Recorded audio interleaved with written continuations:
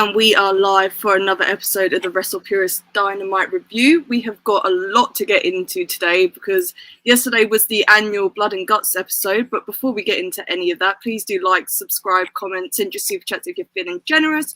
We'll get to a few of those in just a moment. But before we do, we've got someone on the panel that I don't know that you've done a Dynamite review yet, Jana, but you're here with us. How are you feeling? Go. I feel good. I love it here. We are glad to have you. Glad you're doing good. Joined again by Marcus as usual. How are you doing this week, Marcus? I'm doing all right. You know, another day, another dollar. Coming off a really productive episode of Dynamite. Blood and Guts was better than I thought it would be. And in the spirit of Blood and Guts, I don't know if y'all can see it in the back. That's the poster I got. Well, if I went to the first Blood and Guts. Ooh. Real fan. That's fun. Sure. Brother, I was keeping AEW in business the entire pandemic, brother. Bro, you were out there. Like, I was in the I'll trenches. talk about genuinely. I'll talk about stuff that I like from 2021, and Marcus will be like, "Yeah, I was there for that. Yeah, I was there for that." I'm just like, "All right, man." Like, okay. Hey, man, best $20 I ever spent every Wednesday. That $20, bro. Jealous as hell. Times have Almost changed, full. you know. Didn't swear. Yeah. But last but not least, we are also joined by Monty this week. Monty, how are you doing? I'm good. It's a shame that AO had to run from the grind, you know. He does that sometimes, and you know, He's a busy man. it's a shame, you know. It's a shame, but here I am. I'll do my best, you know. Yeah. But like I said, Dynamite was quite the episode. They packed a lot into the first hour, 10 minutes, I guess, before they got to the Blood and Guts match. We'll be getting into that in just a second, but we do have a couple of super chats building up if we want to hit those first. All right. Anjan PN, $2. Punk. very Swearing in the first 5 minutes. we can't curse this early into the show, Anjan, you know, but anyway, he says not very nice things about CM Punk, and he says, listen to your inner voice. Do it. Yeah, listen to it. Don't listen to your voice. You know you want to crash. You hear voices in your head. Come on, Punk. Come on, Phil. He's got some evil stuff brewing. You know? The evil alerts. That picture was funny, though. It was ball funny. up your hand, put it up, and throw it. You know what No. it's all nature. It needs to be. It can't go down like this again. Oh, yes, it can, and I wanted to. Oh, yes, it can, because it's in a company I don't care about, so I can just watch from the sidelines and enjoy. That part. Anjan, again, $2, appreciated. Did you know Hangout versus Swerve can happen later? Bit of sarcasm. Don't get me started. Don't get me started. Hey, brother. Don't get me started this early in the podcast. I will crash out. I'm ending it right here. You don't need that, you know.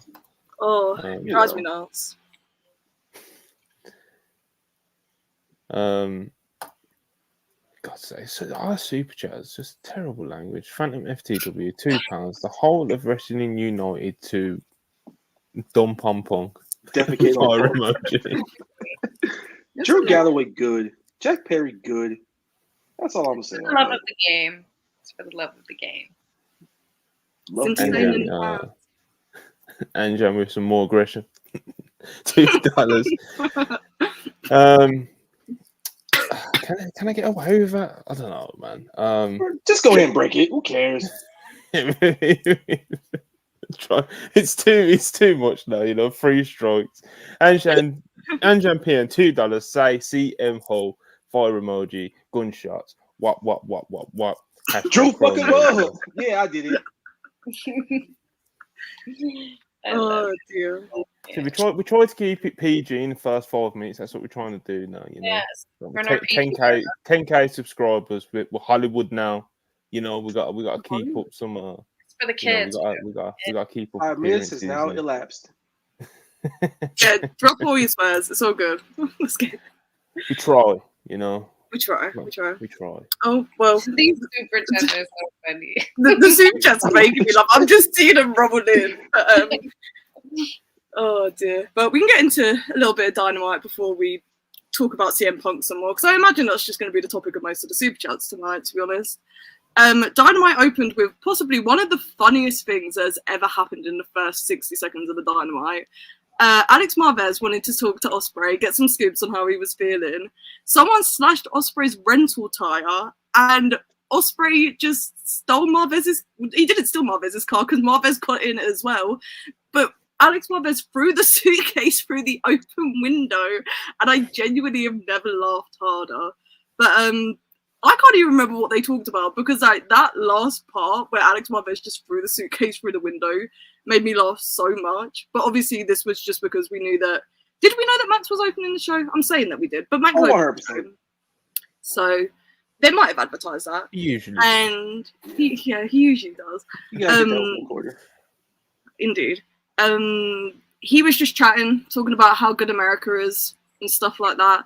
And he said about Ospreay's grandmother dying. I'm not going to repeat his words because, frankly, I don't want to.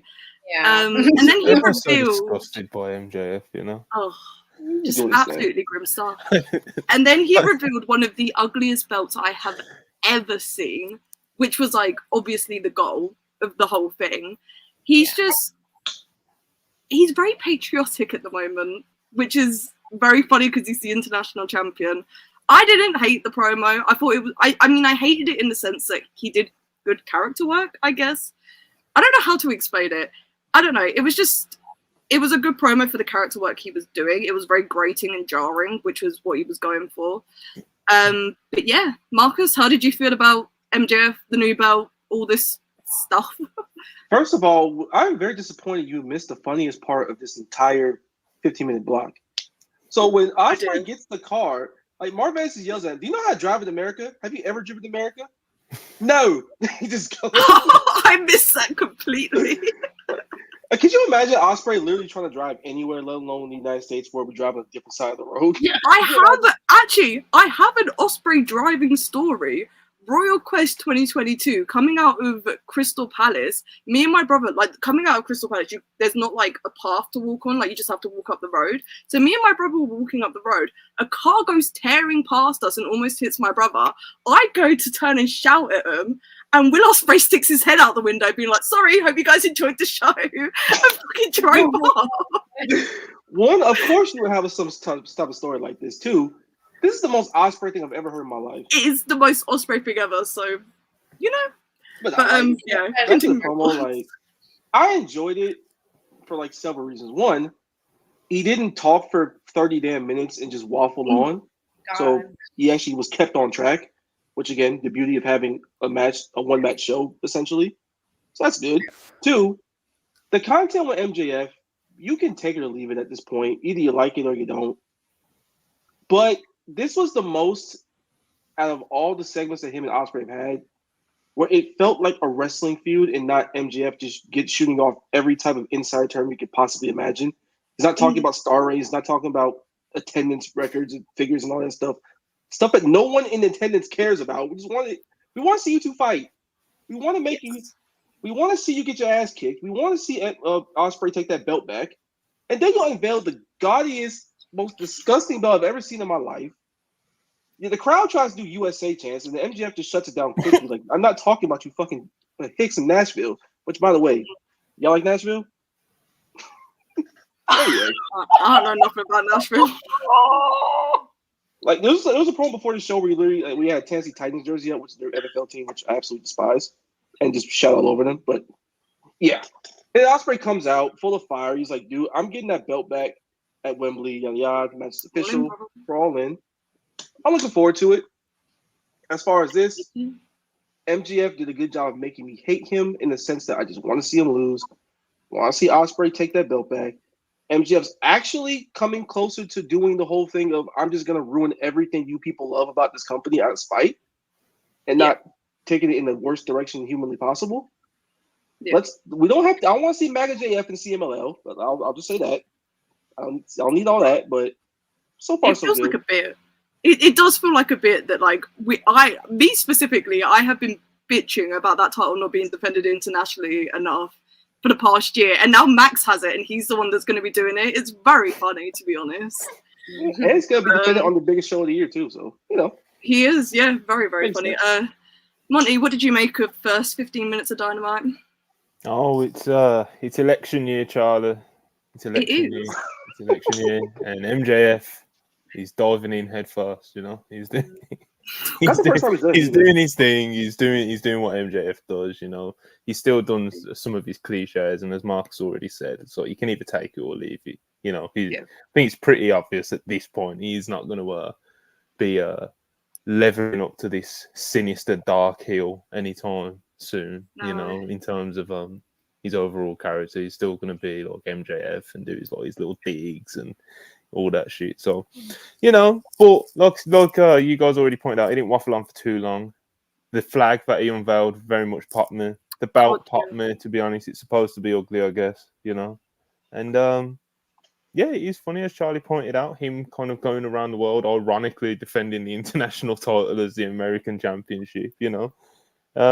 As long as it does get some international dates for him, I guess it's a good thing for the title. Obviously, MJF has a lot of star power, and see what he can do with the belt until All In, when I guess most people would assume Ospreay beats him for it. So we'll see where it goes, man. Yeah. I would assume that he's winning it. All in, that Ospreay's winning it All In, but you know, this company, the way they book sometimes, who knows?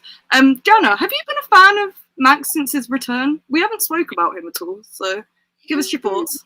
I'm indifferent because when he had the first match with Will, there were moments when, you know, he's in the crowd purposely trying to get heat, and it just wasn't clicking, at least for me. So I was like, But now I feel like he's leaning into the fact that people genuinely can't stand him.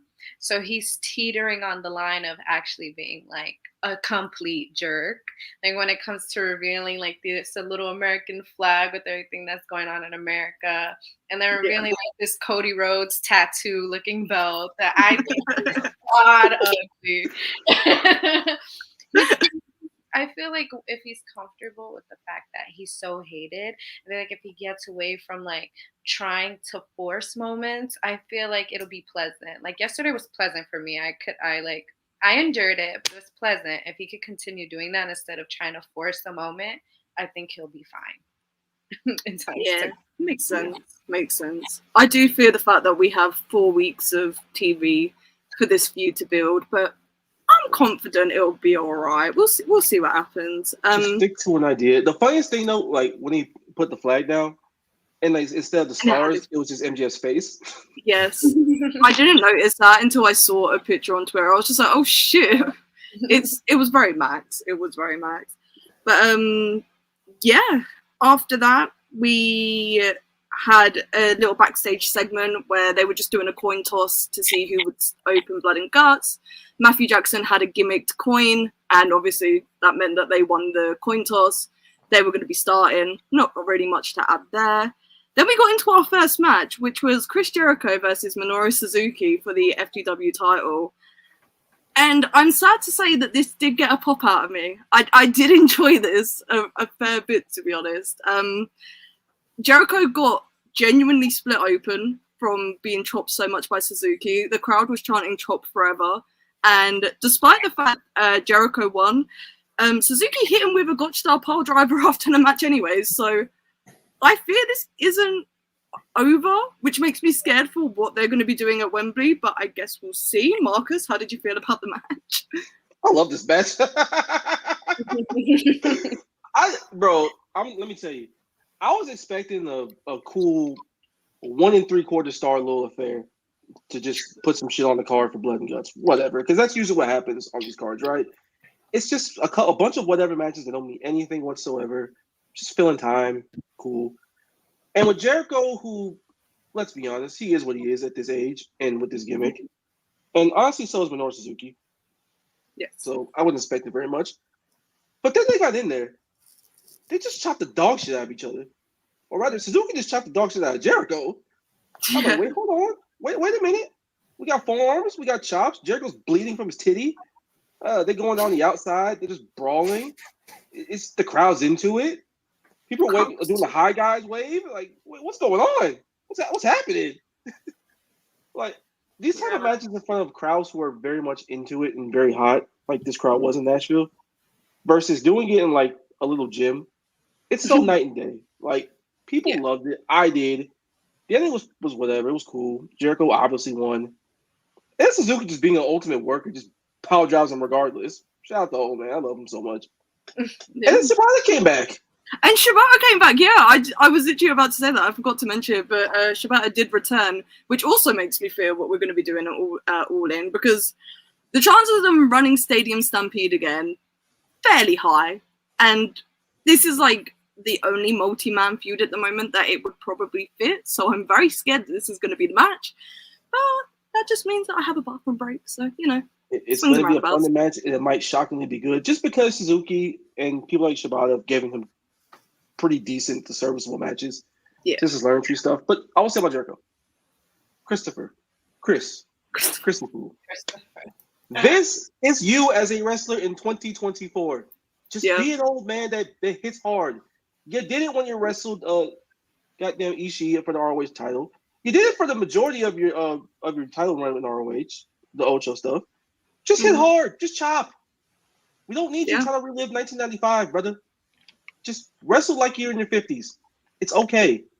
This is you. Yeah, man. I do agree. I do think this match went a little bit long, but it is what it is. Jana, did you enjoy this match between Jericho and Suzuki?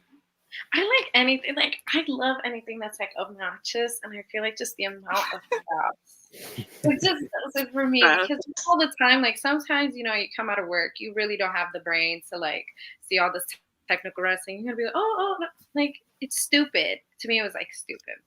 But I enjoyed it. Obviously, I wasn't like really tuned in because Jericho's like, but you know, that's neither here nor there. But Shibata, they did that for me. True. I pop. Anything with him, I pop. He's just so great. I hope they don't do the Stadium Stampede route, because I would love to see Shibata in something a little more serious, in my personal opinion. But if they do, they do. Sometimes with those big pay-per-views, you need something like in between, not a filler, but something that, you know, cleanses the palate. It's like a party match. Yeah, a little party plunder match, whatever. Yeah. I don't know. Monty, how did you feel about Jericho's performance on Dynamite? So here's the thing. Too much positivity for the learning tree. Jericho's been so bad and just not enjoyable, at least where I'm sitting. I bet But when he just kind of like does something like this, which is a lot more strict back, obnoxious and stuff, it's just, I'm not sure if this was good, but it's better than anything else he's done in like a year. So, you know, it's a positive step. And hopefully he does just kind of embrace being an old man that can still throw a decent chop. And I don't ever want to see like a work rate Jericho or anything, the Painmaker or Lionheart. Just be old, bro. You know? Be old. If you're going to stay around, that is, anyway, you know? Indeed. If he's going to just be old and just kind of, you know, we don't need it. We don't need this every week, but, you know. God. We don't need Jericho every week. In short, God bless. You hear that, Tony? We don't need that every week. Tony can't. We've been saying this for 4 months, but I promise we will be okay. Which he's gonna respond? Y'all see the screens he's setting up there? Y'all see the core hours he's popping? Yeah, it makes me very sad. Speaking of someone that I do want to see it every week, though, Willow Nightingale was backstage next, and she had the CMLL Women's World Championship. I believe that's what they call the belt. Please do not kill me if that's not the name. She didn't really get a chance to say much, though, because Chris Statlander just outright jumped her, and Stokely basically said that Chris wants an eliminator match for the CMLL title next week on Dynamite, which kind of surprised me a little bit. I didn't want them to run the match again before All In, but it feels like that's the way that we're going. So I don't hate it. I like the backstage segment. Jana, are you excited about the prospect of these two still feuding for a belt that's not an AEW belt? Let me just say, the women's division has been the focal point, in my opinion, of anything AEW right now. And to see that there's like 3 different main feuds going on is lit. But specifically with Willow and Statlander, They remind me, like, you know how we had like the whole besties to enemy with like Sasha and Bailey back in WWE. It's like that, but different. Like, you see their new spin on it, and I like how they're both like powerhouses, but they're like one up each other in certain things. It's just so cool to me, and like to see how Stokely is still, you know, weaseling his way behind like Statlander is pretty cool. I like it, honestly. If it's done right and they don't like overkill it, I don't mind seeing them fight and fight and fight and fight and fight. I feel like they have really good chemistry with each other. And to see someone like Willow, who's always been such a pure-hearted baby face, just get run down by Chris, who we used to believe was like this baby face for life almost, is pretty cool, because you're most likely going to build up, what I think they're going to do is build up Willow to the point where she's like, now I'm just going to let loose on you. You took me to that point. Usually I'm going to restrain myself. We were like besties, but now I'm just going to let everything at you, which I love to see. Plus, they're both beautiful. Statlander's beautiful. Willow's beautiful. I love when beautiful women beat each other the F up. That pops me. So, yeah, I'm for it. Indeed. Marcus, were you a fan of this segment? I love women. Yeah. But nah, it was great. Like, putting a CMLL belt into the mix is kind of interesting because I didn't expect that to happen, but I'm all for it. I'm down. Because you got your two main title feuds in the division, and you got a third title feud that's not even your belt. That's cool. And it's two wrestlers that I love and I adore. And I can't wait to see them tear it down next week. I'm very certain Stats winning that one. And then they're going to run the rematch of the pay-per-view. I hope they got it to Plunder match because both of those street fights they had when they were a team were awesome. And to see them just kill each other in just a street fight or whatever the hell you want to call it, I'm down. Yeah. I think that I want the match to be an all-in, but I've got a feeling they're going to save it for All Out, and it's going to be very reminiscent of the Orange Cassidy versus John Moxley match from All Out last year, and that's how it's going to kind of run, but I'm all for that. I think it will be fucking sick. So, Monty, I just broke my nail. Were you excited to see Willow this week? Oh, I'm always excited to see Willow Nightingale. She's great, you know. She's one of the greatest. And yeah, man, I'm a fan of everything that Willow does, really. You know, she can't really put a foot wrong in my eyes. Chris Statlander, yeah, I think, like you said, Charlie, you know, like doing the match again, kind of soon. You know, it's something that you could probably do at Wembley. It's kind of I don't know. We'll see where it goes. They might do like a screw finish or something like that to build to the announcement of the Wembley match. You know, but I don't know. Well, I'm kind of wondering where this goes by Wembley now, but I'm willing to be patient, you know, and I love everyone involved, so you know, I'm here for it. But anyway, just kind of derail this because I'm sure the chat will mention it. So it's just been reported, and it seems like there has been like a press release or some kind of like announcement to go with it. But WWE and the Mayor of London are discussing bringing WrestleMania to the UK. And there's a whole like statement stuff. I'm seeing it all on Fightful Select 3 tier. I'm sure it's all coming out now. It's all meant to come out at midnight apparently. So yeah, WWE and the Mayor of London are discussing bringing WrestleMania to the UK. The way you just announced that was very. There's a picture of Triple H, Nick Khan with Sadiq Khan, who is the Mayor of London.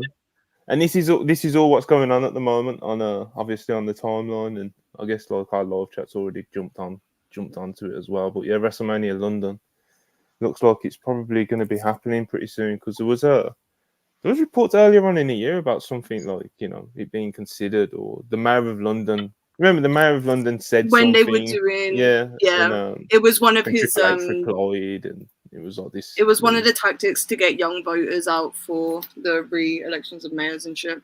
I didn't buy into it, but clearly I was an idiot for not buying into it. You know, we'll see. We'll see where it goes. We'll see if we get an announcement. Who knows? 2028. You know, like we're not getting it immediately. Yeah, you're probably right. But yeah, that's what's going on at the moment. Discussions about WrestleMania in the UK. And obviously, you would assume it's got to be London, you know. So it would be in London, but where would they? I'll just read it, you know, since this is what's going on at the moment. It's exciting, though. I would make the flight. All right. WWE and the Mayor of London are discussing bringing WrestleMania to the UK. The London government actually sent along the following. Today, the Mayor of London, Sadiq Khan, met with WWE President Nick Khan and Triple H at London City Hall to discuss their shared ambition of bringing WrestleMania to the capital. London is the sporting capital of the world, blah, blah, blah, blah, blah. The Mayor pledged in April to bring together a task force to explore bringing even more sports from North America and around the world to London, including the first international WrestleMania hosted by the UK. Blah blah blah. The Mayor said, "Where's any comments from WWE people?" Nick Khan said, Sadiq Khan and his team are working hard on positioning London as a sport and entertainment capital of Europe, and it has been great to hear more on his vision for how WWE can support them on that journey. WrestleMania has delivered more than 1.25 billion in economic impact for its host cities, with this year's event in Philadelphia attracting over 145,000 fans from 64 different countries. There is a lot that needs to be discussed further, but we share the ambition of Mayor Khan in trying to bring a standout WWE premium love event to London. Triple H said, WWE and London have a long and successful history dating back many decades, and meeting with Sadiq Khan to discuss what the future of this partnership could bring has been excellent. This year alone, WWE has taken record-breaking events around the world to Australia, France, Scotland, Saudi Arabia, and Canada. The appetite from the fans is there, and the excitement from the mayor and his team in London is palpable. That's what's up. Moving on. Going, Charlie.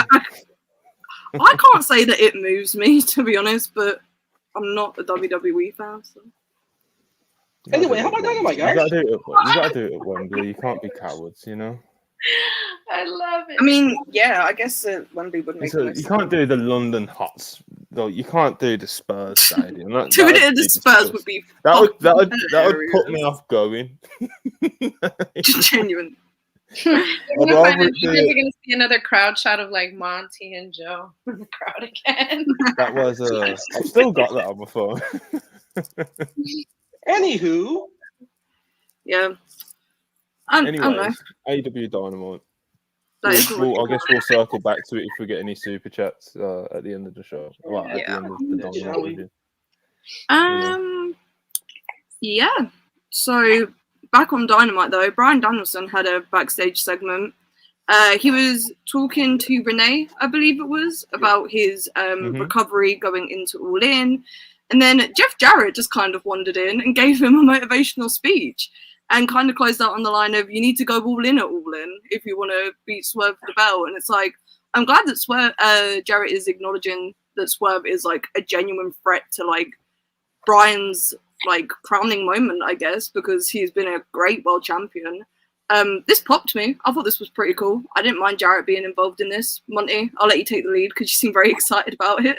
No, this is just what it's all about, Charlie. You know, this was might have even been my favourite thing that happened last night because there's like the extended version on YouTube as well. But you know, look, Bryan Danielson's just there, and it's like even I picked up immediately. Like his tone was too like happy-go-lucky. You know, I'm just happy to be here, taking it all in, and it's just like, all right, bro, come on, you know. Like, Jeff Jarrett just comes in like, Bryan, can I talk to you? You know, so I was just so proud to raise your hand to win the Owen, and it was heartbreaking for me. You know how bad I wanted to win, but I was so proud of you to do it. And basically, it's time to fucking lock in. Fuck all that happy to be here shit, you know. Like, you know, it's time to lock in. Jeff Jarrett with that pep talk. It's just, and he just came across real and authentic, and just kind of what I want, you know, just kind of this old dude giving, you know, this guy going for a title shot of real purpose, and just kind of like that fire in him. It was just fucking, I loved it. Even the way they shot it, I really liked it because it felt more like just those old TNA backstage segments where it just kind of felt like a hidden camera. Yeah, and yes, you get to see people's emotions and things going through the mind and character motivations. It was really cool. And Jeff Jarrett basically is being the Mickey to Bryan's Rocky in Rocky 3. It was like, come on now. It was pretty fire. I liked it a lot. I really did. Now, you know, got a couple more weeks for me to be more excited about this match, but this is a good start. Now let me get a face to face with Swerve and Brian, and I'm all in, so to speak. So to speak, yeah. Jana, did you enjoy this? Are you a Jeff Jarrett fan? I need to ask. I love JEFFJARRETT. I mean, I am on an island with this. All right, fair enough. But I liked it. It did give me a very TNA-esque feel. I have to agree. But yeah, I am biased. I wanted Hangman versus Swerve All In. So it's like, I'm like, okay, maybe he's going to like wake up that, put a fire under Brian's ass. But then again, I'm like, it should have been Adam. Like, come on. I liked it. But was I moved? No. Because I wanted a different main event. But anything Bryan Danielson, I love. I mean, he's so talented. One of the GOATs in my humble opinion. So I'm excited to see what it does for his character moving into All In, but I'm not that moved by it. That is a very fair assessment, I think. We are about half an hour into the podcast. If you haven't liked, subscribed yet, please do. Please keep sending super chats as well. We've got some that we can get into. Okay. Jonathan Gomez, 199. CM Punk future endeavor tweet. I need that. Yes, sir. I'll roll one up live on there when I see it. I can't hold you. First of all, the turmoil, the chaos that would be the IWC if and when that happens. It would just have me crazy. He's staying forever. He's happy. Ibu would combust. Let me tell you something. He would have an emergency stream, and he would retire. Emergency stream. Right? His saucy ass wings, and he will just retire. No more WrestlePurists for Ibu. He'll be crying, eating pizza all day and shit. Because think about it. If a picture of Drew McIntyre and Jack Perry could cause this much dismay, imagine if we have another Brawl Out, but WWE edition, Mickey Mouse edition, and he gets fucking released. Could you imagine that? I need it. Philip Brooks release. I just need Punk to not crash out on a day where I'm busy because I wasn't logged in the day that he was fired from AEW. It was only because of someone texted me and was just like, yo, have you seen the Punk news? I was just like, what Punk news? Yeah, it was Marcus. Marcus messaged me. It was just like, have you seen the Punk shit? I was like, no. Because I'll pull the curtain back. Texted me via Instagram, just sending me all like the pictures and stuff. She goes, CM Punk? Oh my God. I was like, wait, what? I'll even pull the curtain back. So I heard like 15 minutes. Well, I was told like 15 minutes before it like officially went out that it was gonna happen. So like, hey, I was just watching football. I'm just like chilling. Then I get the text like, it's gonna drop at this time. Just be prepared. I'm like, all right, let the fireworks begin. I hit Charlie and I hit everybody else that I usually hit up with news. And I was like, hey man, just put notifications on. And the rest is history. I can't. I was outside. I was several drinks in. Where he is,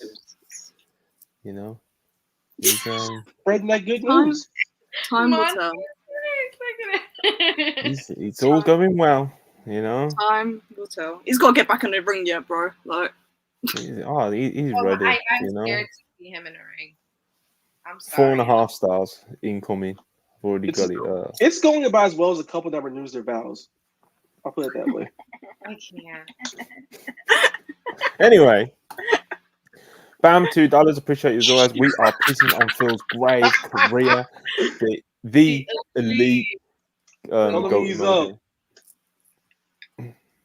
Very spiteful.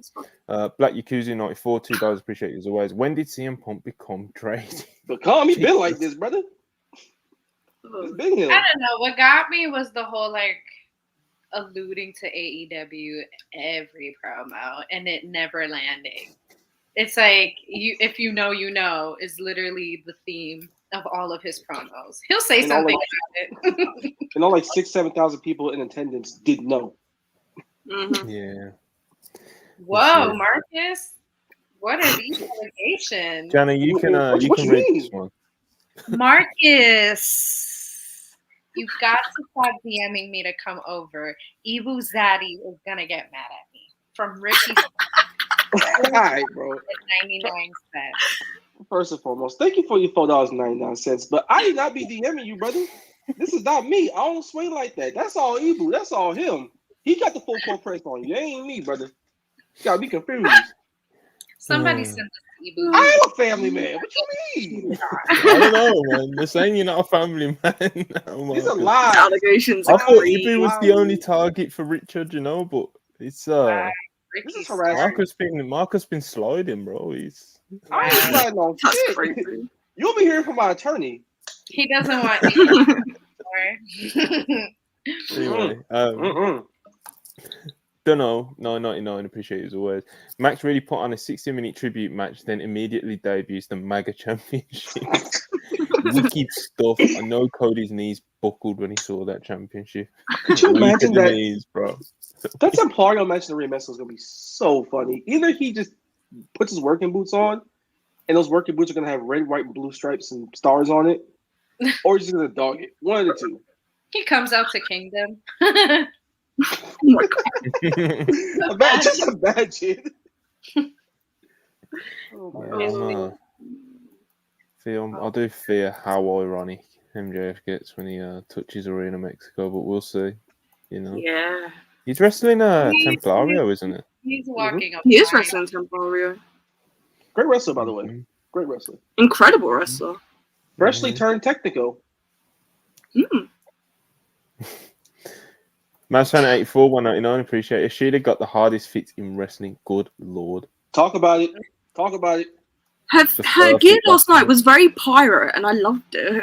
She had that shit on. Y'all see that bro on it? That's Y'all a see real that, woman right there. Let me tell you. That's When real. I saw Talk that, about I that. was like, okay. I love it. Yeah, she's a beast, man. She's a Oh, beast. she's so I'm good. telling you, the women are just eating all the time. Yeah. You know, that's kind of been a big highlight that everyone's been echoing lately about how like the AEW women's division and just AEW women in general are just kind of like one of the big highlight of AEW in general at the moment and of most of this year so far. So I'm happy about it. A lot of people have been kind of calling for this for the entire existence of the promotion. So Yes. Took about 5 years, Yeah. but you know, they got it. We're there. good things take time, you know. Chicken Hour 199. Don't want to jinx, but the 2021 feeling has been back. Yes. I mean, I ain't go that far quite yet, but I have enjoyed a lot of what they've done this year for the most part, and I'm enjoying the Wembley build far more than I did last year because it's actually a build for starters. They're not That pretending the pay-per-view doesn't exist. That makes me happy. Yeah, That part. you like that. it's like that. From last year, I could not enjoy a Dynamite episode. I'm going to tell you right now. I would change the channel. I was like, girl, turn this off. But now I'm locked in. They're getting there. Tony Khan, listen to me if you are watching. Please change the lighting for AEW Dynamite. Bring back the 2019 where we can actually like see that something's going on. It's too dark, babe. It makes me want to go to sleep. Please. And then the feeling will be restored. I swear to you, it'll be restored. And it's so funny because when they have like 5,000-6,000 people in there and it's still looking like that, like Tony, show It's them. wild. It's too dark. It's too dark.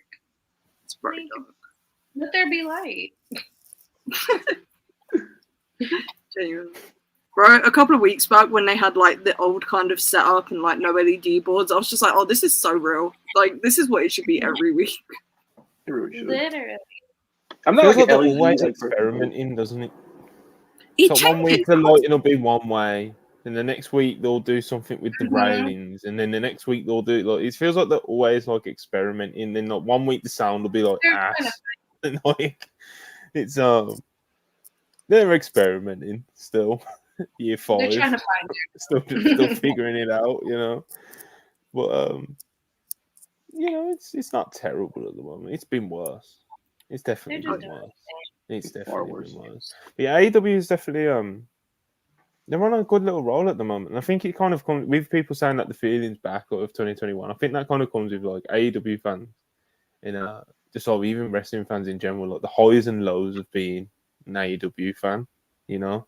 It's like the euphoria of 2021. It's like, because there's been some like pretty shitty lows since then, it's like anytime it gets like good, like it is now, like now it is good, you know? But it's like anytime it's like there's any sign that there's any like it's on the path to go into 2021 levels, like the fans really buy into it. So, but then in 2 weeks, if they do a bad episode of Dynamite, people act like it's the end of the world and they're crushed. You know what I mean? So that's the lows of it, and this is the highs of it. It's like it's very like it's an emotional roller coaster for those AEW fans that are like really like properly emotionally attached to how well the company is. Like, it's like even when there are shows that are objectively good, it's like I don't feel like it was.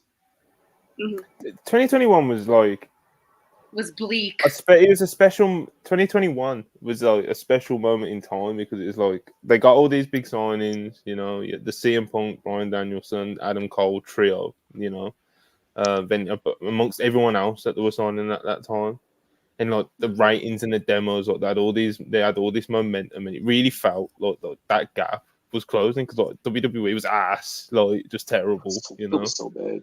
But so yeah, there was just like a really special feeling in like wrestling as a whole, you know, of like this gap closing, you know. But they even beat them on like one of the weeks, you know. So it was a moment in time, you know, and we might get back to it one day, you know. WWE could get terrible again, and AEW could be like firing and get a big signing, and you know, who knows what's going to happen in years from now, you know. Those were fun times. That were times, man. I know, it was like a mass release every day. I was like, girl. I was like, are you okay? It's like that. It's like AEW fan. It's like the embodiment of that meme, but it's like we're so back, it's over. It's over. Yeah. It's all. It is wild swings in that sense. But that's part of being an AEW fan. You know what I mean? Part of the charm. Anyway, Rochelle, $2.70. I'm botching names here. $2.79 Canadian. Camelito. That'll be so funny. I need Kimito at that show. I need him riding around this little whip, man. I need it. I need it. All right, so that's the super chats for the moment. And back to Dynamite, Charlotte. Oh, one more. Black Yakuza, $94 for $5. AEW fans praying for WWE's downfall so they can be number one again. I mean, everyone wants to be number one. Is what I was saying to that. You know? Everyone wants to be number one. And if WWE's downfall needs to happen for it, then AEW's downfall. No, WWE's downfall has to happen. You know? I don't care. I just want you to give me the wrestling that I like. On a consistent basis. I don't care about being number one. Give me good wrestling. It's more for me as like a fan taking it in. It's like I just want it to be like hot again. Do you know what I mean? Yeah. Rabid crowds, like that sort of thing. Because that's what I mean. Like that's to me, that's the feeling. Like that, the feeling in the arenas when the atmosphere was super, super hot. And, you know, they have good weeks and they have bad weeks now, but like kind of they have like a very like okay like base level now. Whereas like if you go back and watch like 2019 to 2021, because even in 2019 when it was early and the product wasn't amazing, you know, especially looking back in hindsight, you look at some of those cards. There was that feeling in the arenas, you know what I mean? The arenas were like just crazy for it. They were just exciting. So that's what I want it to get back to. I don't care about the TV ratings per se and who's doing what. That's the feeling I would be looking for to say that, you know. Yeah, I do agree. Shout out the dub. Shout out the dub. Shout out the women of dub. Because we got another women's segment, well, a match here. It was Britt Baker versus Hikaru Shida. I personally didn't think much of the match. Britt won it with the lockjaw as per with her. The post-match was the most interesting stuff to me. Mercedes came out to congratulate Britt, as she does. She was just like, yeah, the All-In would be great with the CEO versus DMD. But the answer's no. And then Britt got laid out by the debuting Camille. So Mercedes has got herself some muscle. And I'm not going to lie, Camille looked pretty good here. Like, I'll be very honest, I've never really seen her wrestle, but she got rid of the blonde hair, and that torture rack was torture racking. So I'm buying into it. Her and Mercedes posted up in the ring together looked great. So pop, pop, pop, pop, pop. Yes, ma'am. Jana, take it away. Did you like the match? Right. Did you like the post-match? The match? Okay. Let me find the right note. Britt. I'm not going to give her a 10. I'll give her a 6.5. It's her first match back, you know. Got to give her a moment to get in the groove of things. Honestly, I feel like it was a little bit slow, in my opinion, in the beginning. I feel like if it wasn't Shida who was facing, it would have gotten a 2, maybe even a 1. Mm-hmm. Britt looks amazing since she's come back. I feel like as time goes on, I hope in these next 4 weeks she'll have more matches, you know, to really build herself up before she potentially faces Mercedes at All In. But I loved that it was Camille who's like the bodyguard. Because eventually we know we're going to get that, Camille's probably going to turn on Mercedes, vice versa. So I liked it. I feel like the post-match really saved and overshadowed the fact that Britt really didn't perform as well as people may have hoped she would. And you guys know I love anything Mercedes related. I feel like this is a generation woman. She just gets it. And I like that she's really, I love that she's beautiful. Again, beautiful women. Britt, Shida, Camille, Mercedes. I feel like they're all at a point right now, this division, where they're making stars and where they have people to where they're comfortable, where it's kind of like the Outcast, where we essentially have like a WWE versus AEW type thing. So anyways, back to Mercedes. I liked it. I like that out of nowhere it's Camille. If you would have asked me, I would have been like, it's probably going to be the Renegade Twins that they're bringing first. But to see that it was Camille, she looked sick. I loved it. That torture rack was really good. She made Britt look weak, and it made her look intimidating, which I love because sometimes I just hope that they do it right. I hope they execute it well, because sometimes when they have like the muscle in a duo, they could rely too much on the muscle and then it gets played out. But I think it'll be really good. I love the character work, you know, DMD, CEO, everybody's been waiting for it. So I'm just excited to see what comes of it. It was really good in my opinion. The post-match, though, was better than the actual match. Yeah, pretty good. Marcus, what did you make of it all?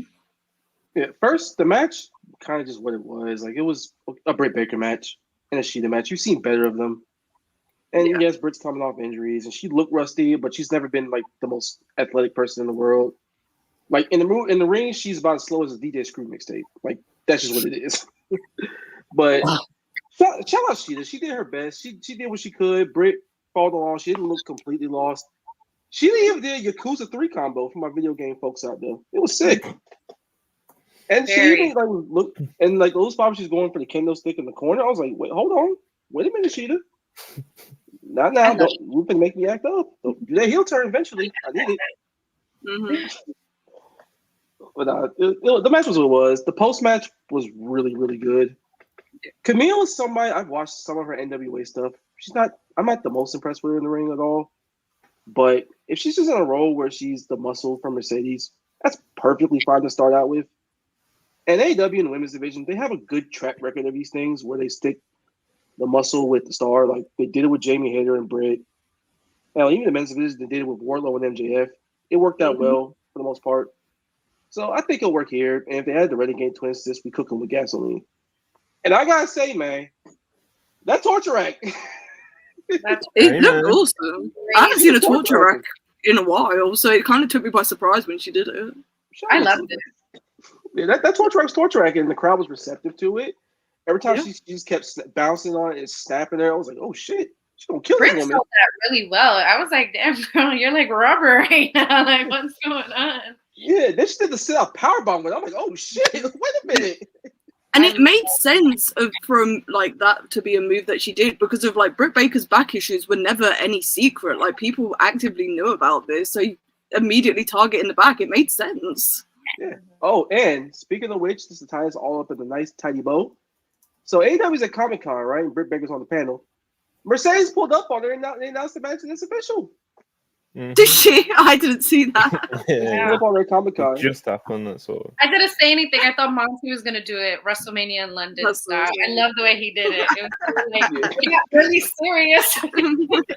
like you breaking news. We need the graphic up with like they have on Late Night Grim, man. I don't even think they do it anymore. But like, say if you're on stream and something breaks, like they have like the whole like, breaking news thing with like the. Like, anyway, yeah, Marcus said Comic-Con, it's official. Tony Khan had to break it up at the end. Tony Khan public appearance, you know how it goes. But yeah, Mercedes pulled up on it. But yeah, as for the match, I like this, man. It's kind of like you go into it accepting what it is. It's like it's Britt Baker, bro. Like no one, she wasn't a workhorse sort of girl that would like light the world on fire or anything like that, you know. And one of the criticisms of Britt Baker's in-ring work was that, like, most of the time when she was working in there, especially if she's not like super just like like on form in motion wrestling week in week out, especially when like she's kind of like in and out of the ring, like she's she's wrestling in slow motion, like she's stuck in the mud a bit, and you can see her properly like thinking through her spots and stuff like that. So there was a bit of that, but I think Shida's performance like really offset that because she really came with like she was really vicious, and she was laying the strikes in, and she just kind of had a tenacity, like, and that was obviously intentional. The tease, the heel turn, like Marcus said, and overall, I thought it was successful. It achieved what it needed to. Britt Baker had like a pretty successful first return to the ring. Of course, she looked a bit rusty, and she was never like an amazing worker to begin with. And Shida had a really good performance there. And the post match, Mercedes has got some muscle, and I'm a bit of a mark for like a not even just necessarily like a powerhouse female wrestler, more so like like intimidating ones like Aja Kong, Nia Jax, Awesome Kong.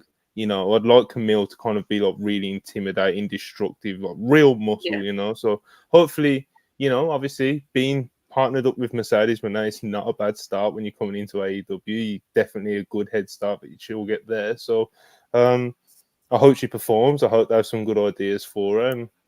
And yeah, this was exciting all in all. Britt didn't look bad or anything. Shida looked good and a debut and something to be excited about. Mercedes is teasing a faction.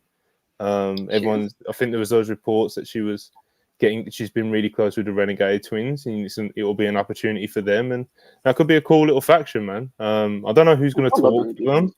That's the thing. Who's going to be talking? I don't know who's going to talk to them. Might have to get someone in.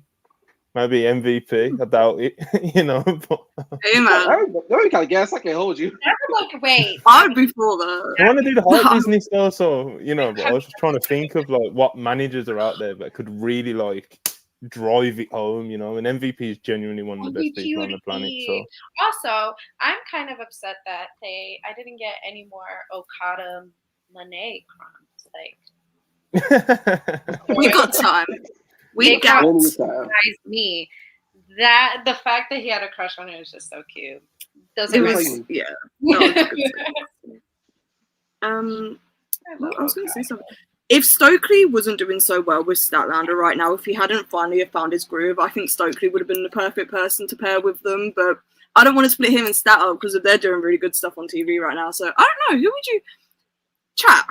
Throw some ideas at us. Throw some super chats at us. Who would you have the manager be for Mercedes, Camille, and whoever she brings in? The Renegade Twins seem likely. She tweeted in 2021, I think it was, that she would add them to her Stardom faction. So, but isn't one of the Renegade Twins taking time away from wrestling right now? Yeah, Charlotte was yeah, yes.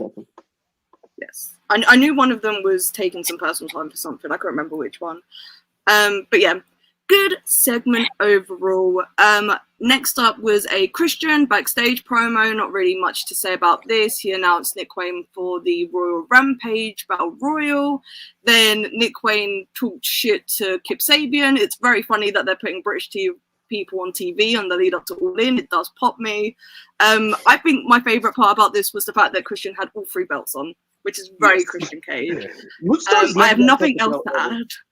He's never going to touch a belt that he wins with Christian. Oh, I know. It's so funny. It's so funny. You guys got anything to say about this? There wasn't really a whole lot to it. They're teasing Nick Wayne versus Kip Sabian. If that excites anyone. Kip Sabian, it's whatever. But I will say that it did pop me the way that obviously Christian had all the belts, and he was like, Nick, you've earned the right to talk. And obviously he spots Kip Sabian in the background and he goes over to him. And it did actually pop me his kind of like his cadence and his kind of smuggish behaviour towards Kip Sabian. And no one cares that your dad's dead. Yeah, exactly. And he had like his little line in there.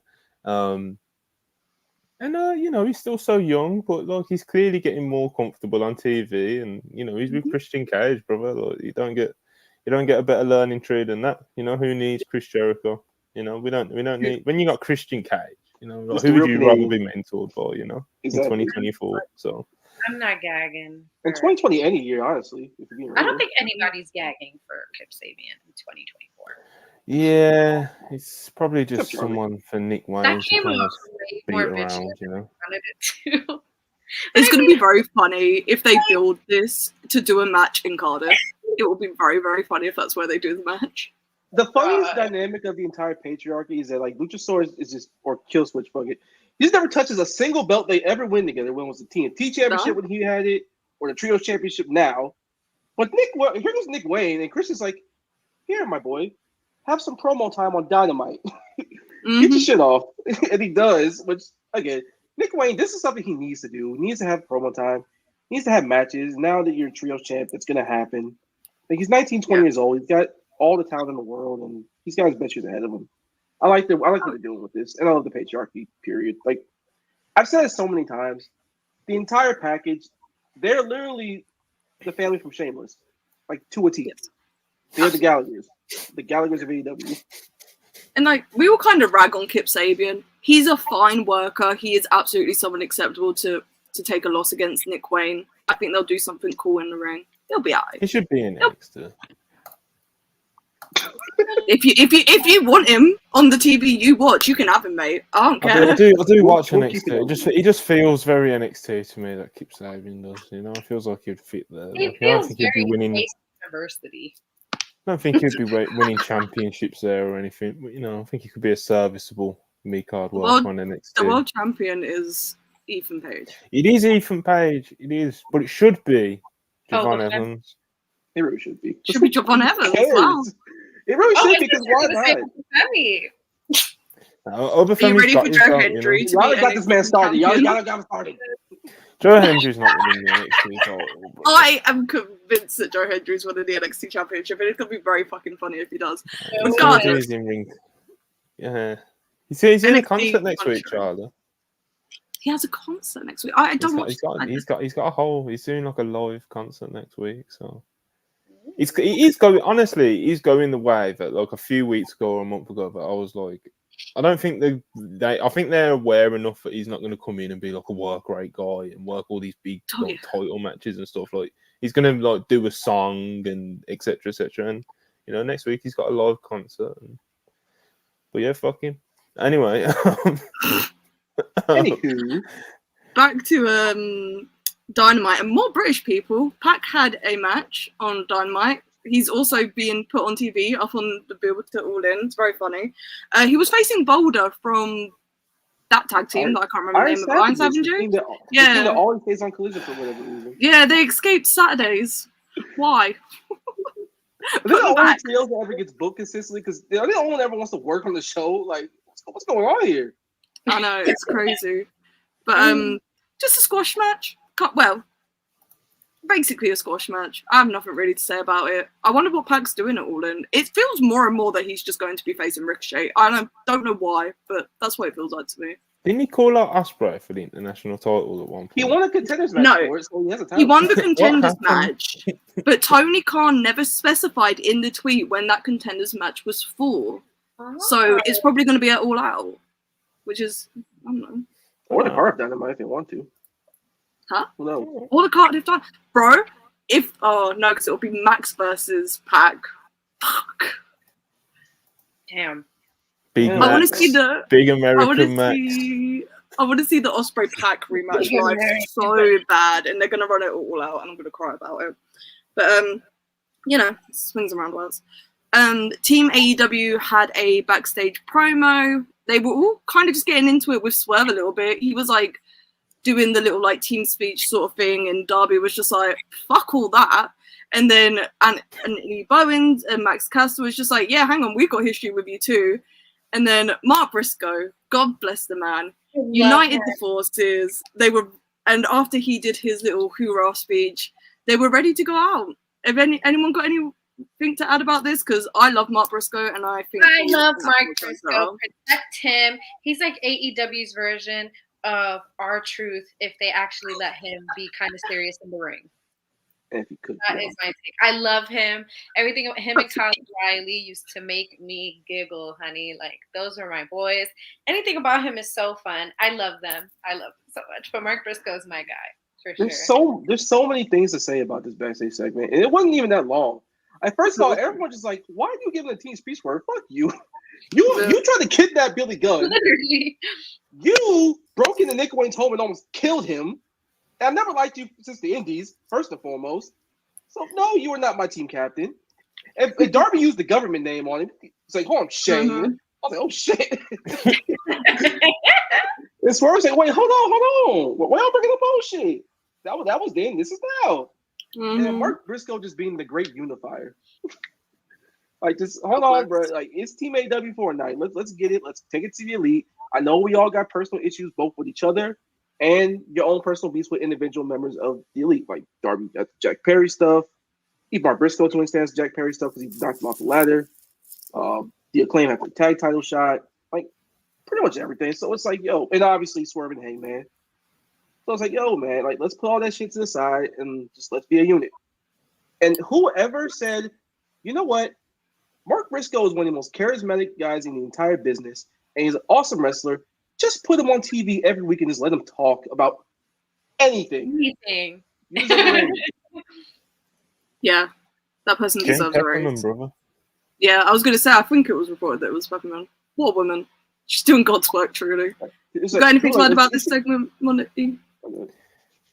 Oh, Mark Briscoe, man. Special. He's really special and just kind of like, he's one of the few wrestlers that like I don't know, like we were talking about the feeling and stuff, and he kind of like embodies like the soul of AEW, and he hasn't even like been there that long or on TV that much, and he's never been like a main. He wasn't allowed to be there, you know. Yeah, exactly. So, and he's kind of funny, but this guy kind of comes along and he kind of, I don't know, like I said, he just kind of embodies the spirit of what most fans would like AEW to be, you know. Even going back through like his history and stuff and like his stripes in the game, you know, and just kind of his background and everything. Just a wonderful wrestler, character, and human being, it seems, you know. And it's like you can kind of copy and paste a lot of that to like Willow as well. Except for obviously she's being kind of like more heavily featured as a main character and stuff. But yeah, just like kind of two people that stick out to me that kind of embody like what you'd want AEW to be all about, you know. If I had the pen, they would be my two world champions probably. So honestly, yeah, I want to see them team and face Mercedes and Okada. To be honest, I need that. Charlie is speaking my language, y'all. And she's had interactions with the conglomeration too, so why not? This is what I'm saying. Willow's like the only woman that's had any interactions with the conglomeration. I can't say that word, but you know. No, you said it right though. You got it, man. I can't remember for it. But yeah, good stuff. Next up was Mariah May versus a local talent. I've got the name as Caitlin Alexis. I don't know if that's correct. Apologies to her if it wasn't. Basically just a squash match. Mariah looked like an absolute beast. She debuted her new gear, and I think this was the first time she had come out to this music I believe so. Yeah. But the real stuff was after the match where we had. I can't remember if Mariah got on the mic. I don't think she did. But she was like just kind of like playing to the camera, and then Toni's music hit, and that made me jump. Like it physically made me jump because I wasn't expecting to see Toni this week. Bro, the crowd came up for it. And obviously it was Mariah doing a fake out, and I was just like, fuck, she's got me again. But then a figure rolled into the ring, and Toni Storm did the most dramatic wig takeoff I've ever seen. And they were getting to it, brother. They were just beating the piss out of each other before the locker room emptied out with security. They got pulled apart. And then Toni got on a mic and said, "Are you ready to die? Because I am." Yeah. And, this match at All In, it is genuinely probably the match I'm most excited for. Because the build's just been so fucking good week on week. They've done an incredible job with this. Like, I say it every week, but ever since Mariah's been signed, they've done such a good job with, like, making it obvious that this is a story, but not forcing it. So I can't wait for this match. I hope that they bleed, because I think that this match definitely warrants it. And I think Toni's going to do an absolutely insane blade job like she did when Mariah turned on her. But yeah, it was really good shit. Marcus, how are you feeling about, I guess, Mariah's performance in the squash match, but mainly the angle after? First of all, Mariah just be putting her entire life, body, and soul into these damn drop kicks and these knee strikes. So, come on, girl. She be killing people with the thing. So I'm excited for that. She looked pretty sharp. Then the real music, like Toni's theme hits. She does the fake out. Mariah's facials are very convincing. I was like, oh shit, she really was stuck. Oh, now she got y'all. Yeah. Then Toni just comes out the back in the cut. She's dressed like she's about to debut for the Shield back in 2014. She pulled the wig off. And she's just looking dead into the camera like she's really finna kill this motherfucker. Like, ready to go. And again, it was very, very, very smart. It's a basic thing in wrestling, but it was very, very apt of them to keep Toni off the shows last week. Yes. Sell the attack, and then when she came back, everyone was stunned. And then it was just magic from there. The pull apart was convincing. The strikes looked really good. They actually fought like they fucking hate each other. It's a blood feud. And Toni just grabbing the mic like, bitch, I will kill you. I'm ready to die about this shit. I'm ready to die about this championship. I'm ready to die about what you did to me. It's get back season. Like, holy shit. I wanted to die with her. I was like, damn. She got me fired up with one line. It was incredible. I was like, let's all die. Like, are you ready to die? I am. Beast. That was a beast. I love Toni so much. They're gonna kill it. This is by a country mile the best feud in the entire All-In build-up. That's actually gonna be on the show. Like, I'm so excited for the match. I'm so excited for what happens after, and I am so excited to see how Toni's gonna be on TV for the next several weeks.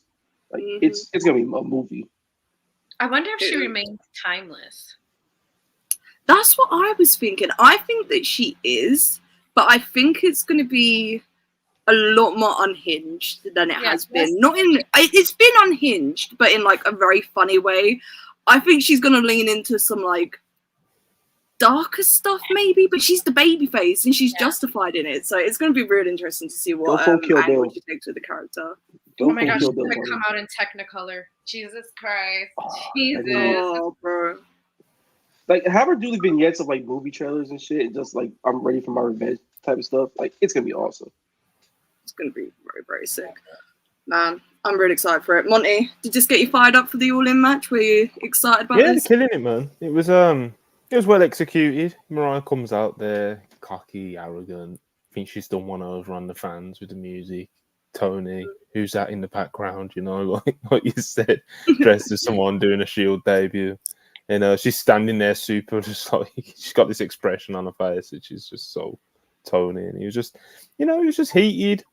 And it was just, I don't know, man, he just felt how it was supposed to feel. You know, the crowd was super into it. They were happy to see Toni, then they were happy to see them come together and throw some punches and shit like that.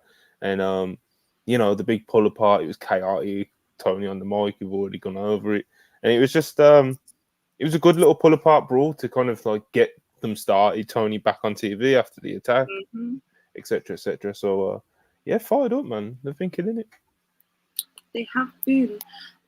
So this is last call for super chats because we are getting into the final stretch. There was a Blood and Guts video package, really cool video package that showed the Acclaimed once and then never again. Very, very funny stuff. Then after an ad break, they got straight into Blood and Guts. I'm not going to break this match down segment by segment because we'll be here for the next 20 minutes. Just some highlights. Obviously, Darby and Jack Perry started it out. Hangman was last in for Team Elite, but he didn't come out. He was waiting for Swerve to make his entrance, and there was all that stuff that happened. And then, of course, we had Jeff Jarrett come down, which was kind of chaotic, but it was very funny because Nashville. Because Nashville made sense. Who took the fucking guitar shot? Brandon Cutler. Brandon Cutler did take the guitar shot. Yeah, I forgot he came out as well. Daddy Ass was there. I don't know, because of course.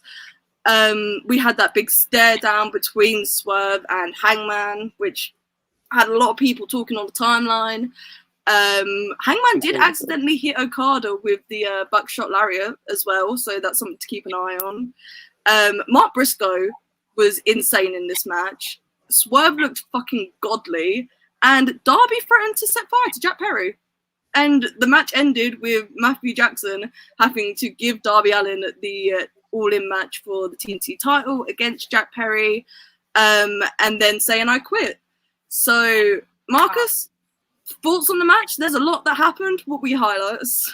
Oh my God. Listen.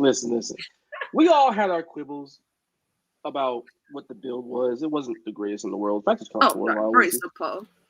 But the match itself, and when they get to the building, the cage comes down, all the bullshit went out the window because everybody put on a shift.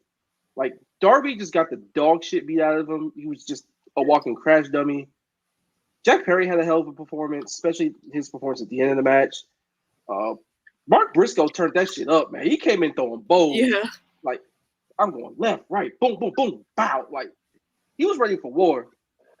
And then the Bucks come in. They just murder Darby in every which way. They brought in boxes of nail guns, staple guns, which is a callback to the Swerve stuff.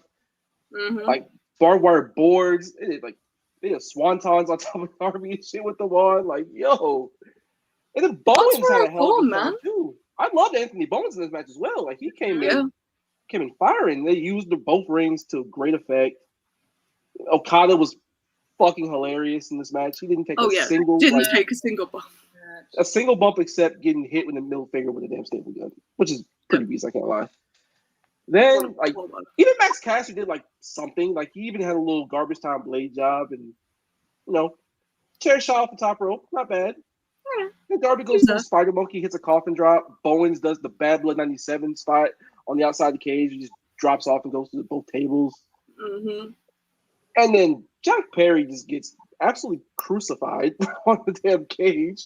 Yes. Took an absolute fuck you of a chair shot from Mark Briscoe. Which got certain segments of the internet going, but getting that. But the real story, Swerve, Hangman. I will be here all day. Talk about it. I can't hold you, man. So Swerve comes in. He comes out to a fucking hero's welcome from the crowd. And then, first of all, Hangman is supposed to come out, but he doesn't do it. He just waits for Swerve. He just tries to get the drop on him. That boy was lurking in the bushes waiting for his ass. Jumps him from behind with a chair. They handcuff him to the damn cage. And then the best moment of the entire match, grabs the world title, literally just screams at him. Like, you should never have this. You don't deserve to have this fucking belt. Fuck you. Like, oh my God. But it's not about the belt, Marcus. It's never been about the title. Yeah, man. That's what Twitter tells me. I mean, they can, have a nice little. Charlie gets heated about this, It's growing and growing each week. How much Charlie gets heated about Hangman's motives. It's so. He's a babyface, Charlie. Oh, don't start. Don't start. Don't start. My fucking mentions for 12 hours a couple of weeks ago was just straight up, but Hangman's a babyface. He's justified in his actions. He's not actually done anything wrong. Brother, he beat the piss out of 2 refs. What do you mean he's done nothing wrong? It doesn't mean you're a babyface. It just means you have reason to be an asshole, but you're still an asshole all the same. Exactly. He's gone so far off the rails that he doesn't see that everything that he's doing is literally making him into a person that he tried to avoid being. And like, yes, I get the thing of he's gonna chase Swerve, but they went their separate ways after the Full Gear Texas Death Match. They only met again for that fucking number 1 contendership match. So of course it's about the fucking belt. He literally said in a promo before Revolution, I'd rather die than see him win that championship. Exactly. Like, yes, you can't separate the fact that, yes, he doesn't want Swerve to, like, be in his position, but his position was as world champion. The whole thing is about the belt. How can people not see how symbolic it was that he fucking hit him with the belt last night, which was the exact thing he refused to do at Double or Nothing? Yelling and screaming at him while holding the belt. We even got a cutscene. It's cutscenes in this match. It's just so funny. I think it was Matt that grabbed the mic. He was like, "Get in the ring or you're fired." So he basically went, "Yes, massive. I'll get in the ring. Fine, whatever." Bye. And then the whole manager deal where like Billy Gunn comes out, Jarrett, Nana, they both cut him out of there. And Swerve's on a fucking warpath. And when he got in that cage, he was awesome. He looked like the world champion that he is. The staple gun spot was so funny. Like they all brought straps to the party. And Swerve was like, "Okay, you got me here. But now fuck y'all, I eat those. Mm-hmm. Staple gun for you. Staple gun for you. Staple gun to your middle finger, Okada." Like, come on now. And even Heyman tried to get a piece and he got his ass hit. He's like, "Nah, bro." And they just throw daggers into each other from the opposite sides of the rings. Like, yo, this shit is a movie. So the fucking ending was so hilarious. Blackmail works, ladies and gentlemen. Darby Allin blackmailed his way into a championship match at the biggest show of the year. I will set this fucker on fire, give me the match, and say I quit. How about that? And then Matt did. It protected Jack. But like, if you look at Jack on when he was cuffed to the ring, to the cage, he was ready to fire him. Like, he was ready to die about this shit. He was ready to sacrifice. I love Jack Perry, man. He's been awesome when he actually wrestles, and he was great here. Mark Briscoe was probably my MVP. Bones had a good showing. Caster was okay. Swerve and Hangman, their entire story was fucking godly. Literally. The Bucks looked great. They learned a lot from last year's Blood and Guts match, and this felt they were on form here. This is the best the Bucks have looked in a minute, but they haven't really been wrestling, so that's not hard to say. But they looked real good in this match, I think. Yeah, even the camera shots were a lot better. So like, the company as a whole felt like they learned a lot to how to capture this match, and they captured the violence of what it's supposed to be. Like you could say, the stakes weren't all that high, great, but you couldn't tell that from the way they wrestled it. Yeah. Jana, do you have anything else to add about Blood and Guts? Did you like the match? Did you like the result? Did you like the finish?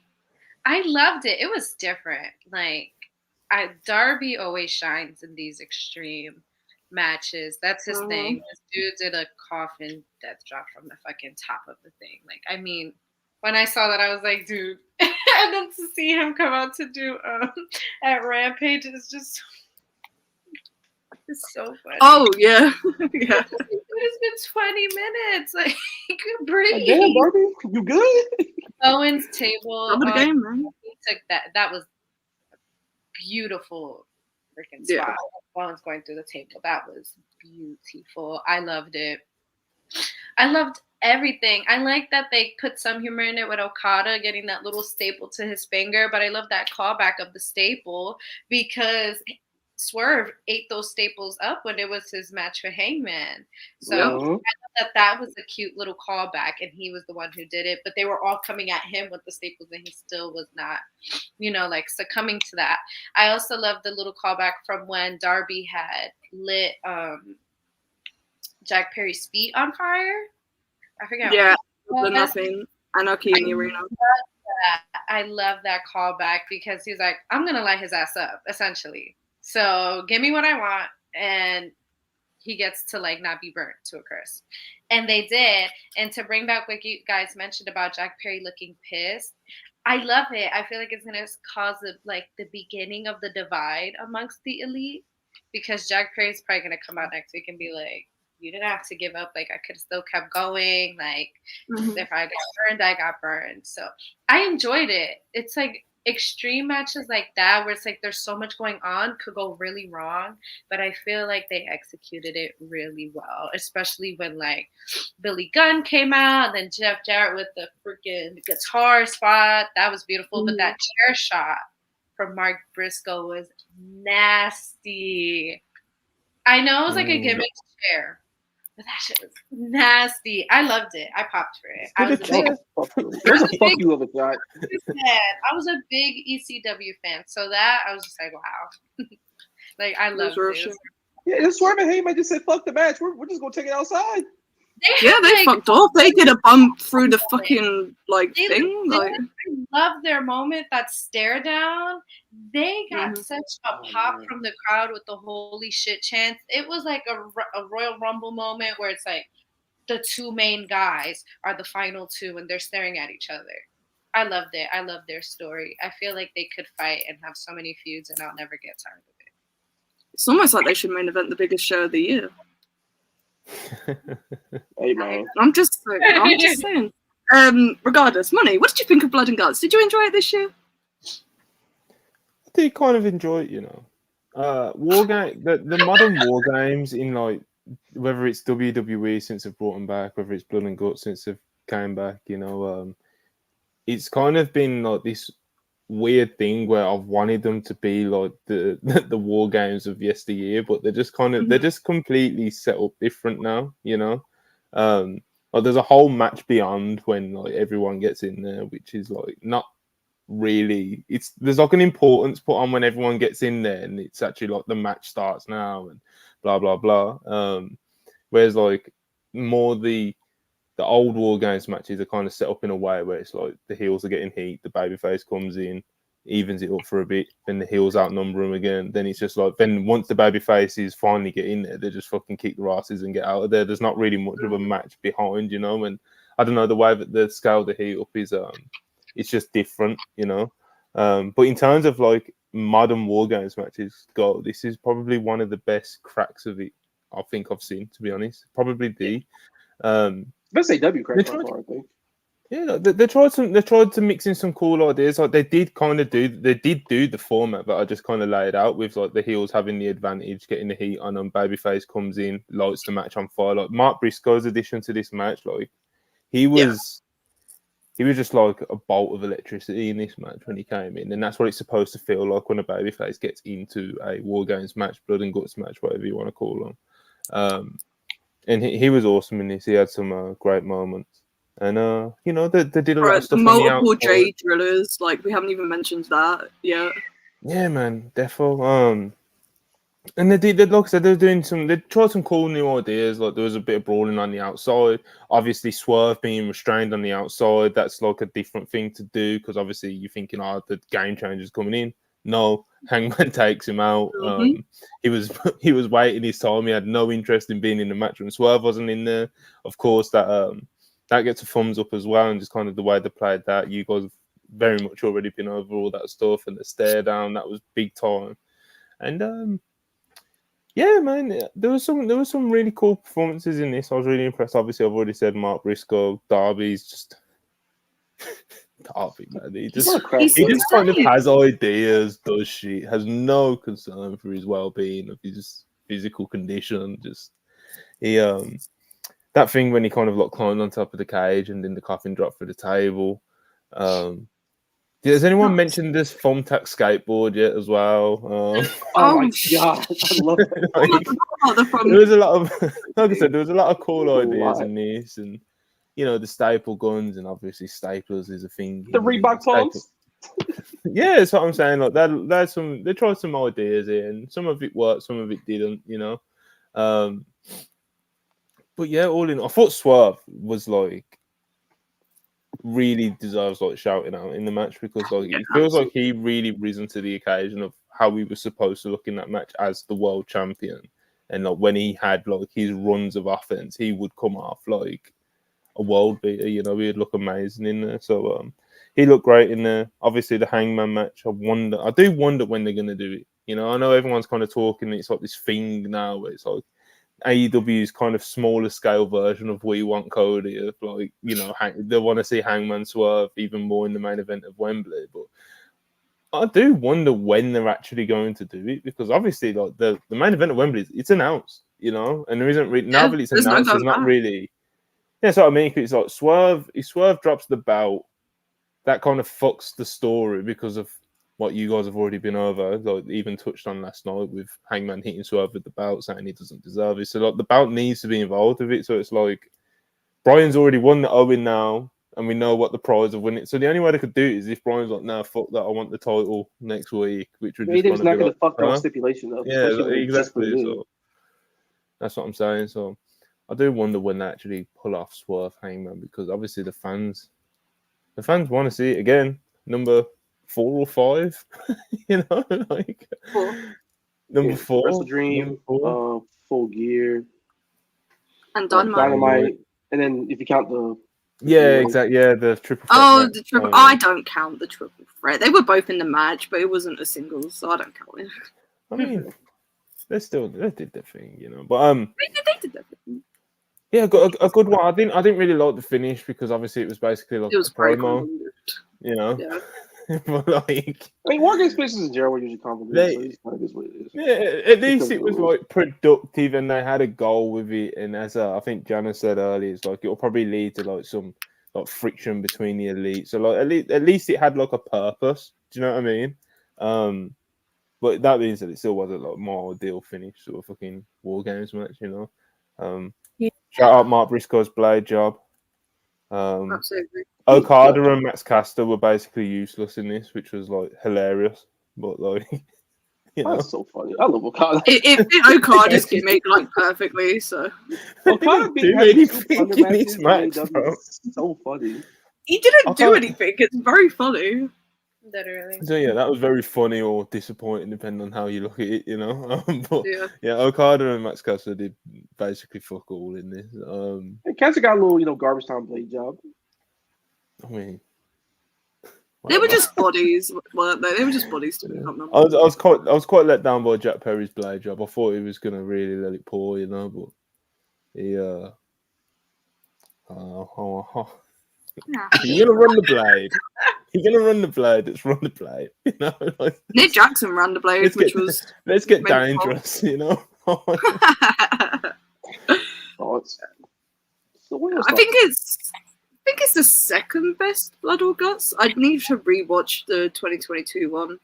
Oh, I like 2022 one. Yeah, the 2022 one moved me more because it was Eddie. Yeah. So like, I'd have to, like you said, Charlie, I'd have to watch them both kind of like back to back to kind of have like a real evaluation of what I thought was actually better. Bias out the window sort of thing.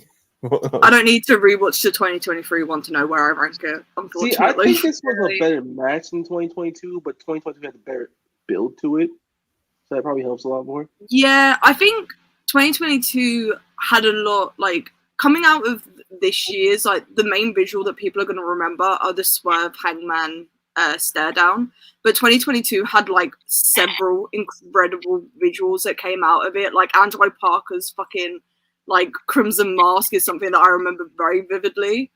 I think that was that match. I might not be chatting out. I hope I'm not chatting out my arse, but yeah. So I think 2022 is going to stand the test of time with that more. But I think that this was probably the better match overall. 2021 was just kind of like good, I guess. I can't remember the 2021 one.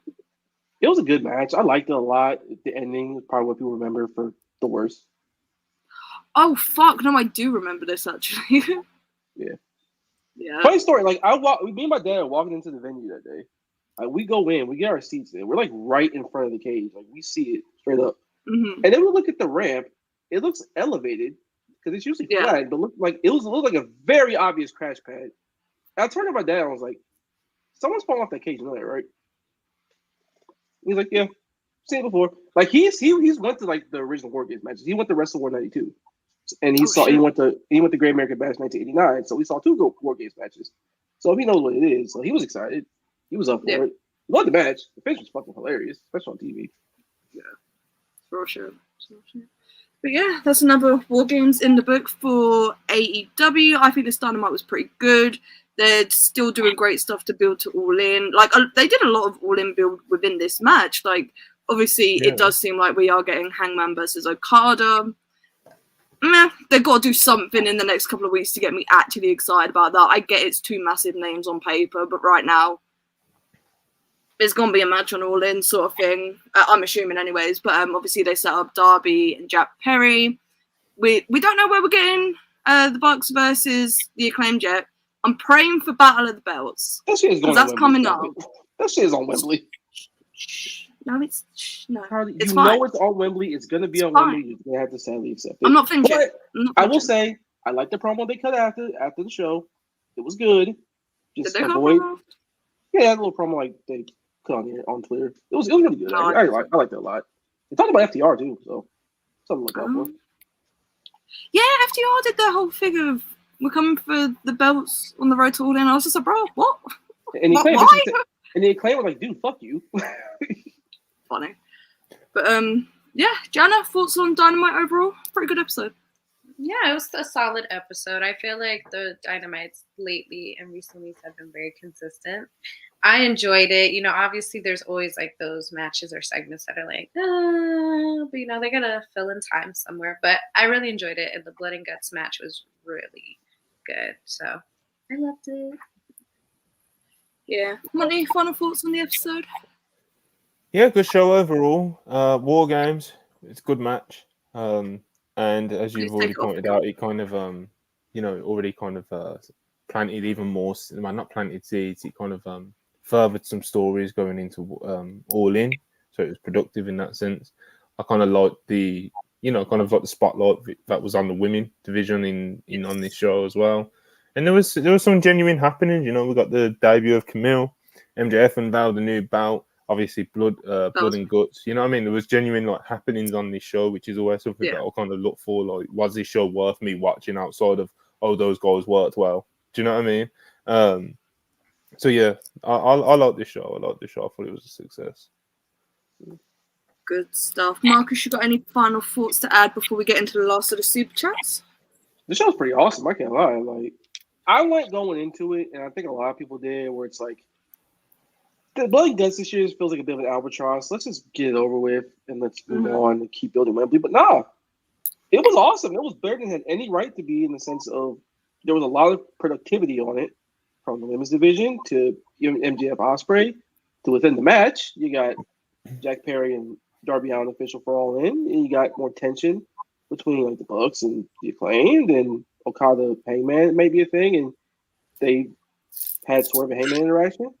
So they actually are more or less nailing the business aspect of, we have to sell this pay-per-view. We have to make sure there's the proper heat to it, to a lot of the matches that are going to be on it. And they're doing a very good job of that. And that entire show was really productive. And I'm really happy going out of it. And I'm really excited to see what they do in the coming weeks. Good shit. Yeah, we've got 4 weeks left till the pay-per-view now. So I'm excited to see what other matches crop up. Like I said, I imagine they're going to fit a stadium stampede somewhere. They can't resist doing shit like that. As for Dynamite, though, I really enjoyed it. Please take Blood and Guts off the calendar. It doesn't have to be every July. We can just do it when a feud warrants it. It doesn't have to be a thing that we force into storylines. That is my biggest gripe with gimmick matches, especially when you have Anarchy in the arena literally 2 months before. And then if you're going to keep doing Stadium Stampede in August as well, that is a lot of the similar sort of matchups in a short span of time. Please stop. Especially when it's the same feud for all the matches like it has been. Like, we don't need to see that. The formula. And you know the formula. Heels are going to win Anarchy in the arena. Babyfaces win Blood and Guts. Yep. And then Stadium Stampede happens with like some people potentially from the feud or a different feud or two. We don't know. But yeah, let's get into these last few super chats before we wrap up and get out of here. Let's do it. And Jean-Pierre, $2. Appreciate it as always. I swear to God, if I have to hear another quote, Dragons retiring, brother. I'm assuming He's not even retiring. He's not retiring. You believe Brian Danielson? Well, you know, Brian's saying his contract is up. He's up next Thursday apparently. According to I was like, come on, bro, y'all do that shit. And he's so known for telling the truth, you know. So, he's so bold. We'll he's so goes with that one. I love him. And that's a salt and $2. Appreciate you as always. Swerve, hang up more all in main event. Correct. Real. And Jean-Pierre, $2. Dear Yuya-san, I'm sorry. Hashtag Joe Hendry's fault. Hey, a lot of people were doubting him, man. As a member of Fortune 4 Conda, brother, we have our, you win more bits, but I haven't seen today's G1, but he's been doing good. He balled out against the catch last night. He really did. He should have. Was that the match? You should have never started these agendas and bits on Yuya, man. Always. They weren't even bits at the time. The nigga kind of sucked. I'm sorry. Nah, but it was just always just excursion TNA bullshit, bro. Like it was always like a good, the hair versus hair match was not good. He did have stinkers in there, and he did have like shitty performances in there. But like it was always a thing where him as a young lion, it was just like you could see he had like intangibles and like fundamentals there locked in. So like even though Ibu was like campaigning and he was like taking all the bullets when everyone was hating on him, I was always kind of like standing firm. Like he'll be okay long term. Do you know what I mean? And yeah, he's awesome, man. He's a really, really good talent. He's probably one of my favorite out of the. Well, he's not a musketeer, is he? Do you know what I mean? He's technically not a musketeer. You know, there's the 3 musketeers, but out of him or Suji would be my personal favorites. Shooter's up there. He's got to nail some other stuff down, but I like Shooter is having a rough 2024. He frustrates me. He has like this identity crisis. I don't think he quite knows who he is, like and stuff. You know. He's objectively awesome, and he's probably the best at the big time New Japan main event style. But yeah, there is some quirks he has to work out. He's had some good matches. He's had some good matches already. Like the He needs his own finisher, and he needs to just shave his hair and try again because it's not working. This Ellen DeGeneres look is not good, bro. My favorite version of him was like just fake Tanahashi, you know. Yes. But, get some steroids, get some train, get all that, man. Get the hair back, the haircut, and the new look, and it's just like. I don't know, man. But like, he's still, it's not like he's fucking old and washed or anything. I just think he needs. He's got time. When he finds it, when he settles on his actual direction, he's comfortable and in kind of like the character. I think he will like explode into their main event. You know, it's clear that they have like intentions for him. You know, so. Absolutely. That's for the G1 in general. They actually look like they have real plans and real intentions with these guys, and they're not disappointing. G1's been fun so far. I've got, from what I've seen anyways, I haven't seen last night's episode yet, but it's some good shit. Definitely watch Takeshita and Yuya. That match was awesome. Oh, I'll watch the whole show. I'm a completionist. Yeah, for sure. Disgusting. But even Evil Lord kind of actually wrestling, so it's like just disgusting. You did Listen, this last year. I did, and then I wrote an article about it. I'm not doing that this year. I ain't got time. At least this one's good, so I mean, This is true. If I have time, maybe if I have time. I've got other stuff I'm working on. Black Yakuza 94, $10. Appreciate it as always. It's actually insane. In the same year, we have another hot feud that is taking a backseat because a veteran is getting the spotlight. Can we get a hashtag we want Hangman trending? We can do it again. It's so funny that the one time Bryan Danielson is going to win a world championship, I don't want it at this particular time. This is his WrestleMania 30, except he's Batista. Yeah. You know what I I don't think it's that deep, I don't. It's not, but I think there's like, the Hangman Swerve thing evidently very real, but we saw it last night. You can tell by the reactions in our chat, and you guys definitely are Team Swerve Hangman Wembley, I wouldn't say I'm not Team Brian, but it's just like,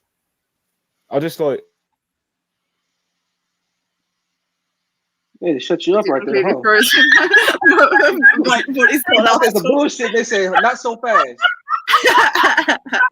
Listen, whilst we wait for Monty's internet to fix itself, because that's very funny. There we go. Uncle Howdy got me, bro. We about to say some bullshit. I needed that laugh.